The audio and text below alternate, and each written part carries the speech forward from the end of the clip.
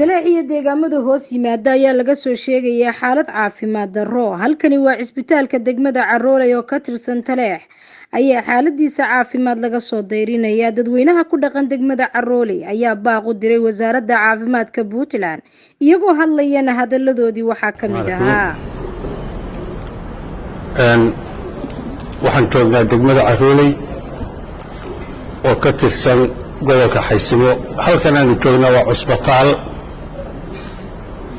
MCH ma هو عصبتال دميستيران وعصبتال كوين موضوع darkaysana عصبتال kan waxa dhistay deegaanka dhistay dadka shacabka deegaanka deegaan baa dhistay waxaan isu weydiinaa haddaanu nahay degmada Carooley dadka degan haddaad dhisateen idinkoo shacabka cusbitaalka intan leeyahay sidaan u dhammaystiran sidee solar systemka ilayskii wixii lagu ifin lahaa wasiirka caafimaadka aad uga weydeen kaliya dambaalkaan diraya waxa weeye wasiir caafimaad horena uma arag haddana firimaynu u imaanayee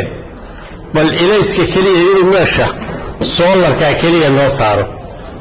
wasiir meeshu waa midug dad shacabaa dhistay waan dowladahay baahida ugu badan ee hadda tiimka caafimaadku ka hadlayay waxay ahayd meeshu waa midug hooyadii dhallaankii loogu talagalay in lagu daryeelo iyadoo madow baa la soo geliyaa fariinta uunaan diraya anigu insha allah waa intaa wasiirkaan ku aadinayaa waa madow meesha madowga ka soo bi solarka qorraxda soo saar meel xirana oo mugdiyana si loo shaqeeyo adagtooda xalaha basic life ka kamid tahay korontada in la helo oo lagu shaqeeyo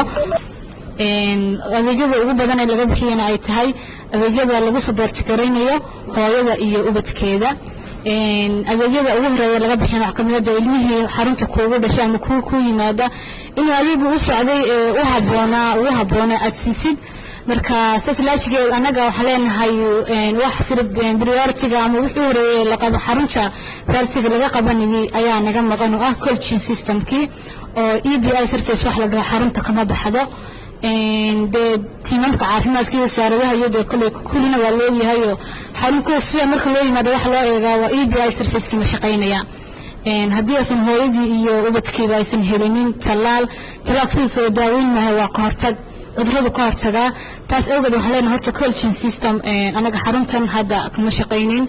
Carooleyna maxay tahay xaruntooda in yar ma shaqeynin hadda 3 sano ku dhawaad xarun furan bay ahayd oo shaqeynaysay inta markasta cid kasta oo noo timaada dhinac kasta ha ahaatee waxa koowaad aan weydiisanayno waxay ahayd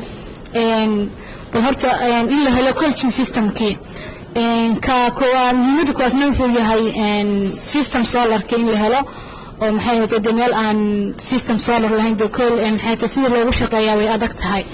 marka kulay baahiyaha noogu waaweyn hadda waa in coaching system-kiina la siiyo sidoo kale solar system-kii xaruntan ayaa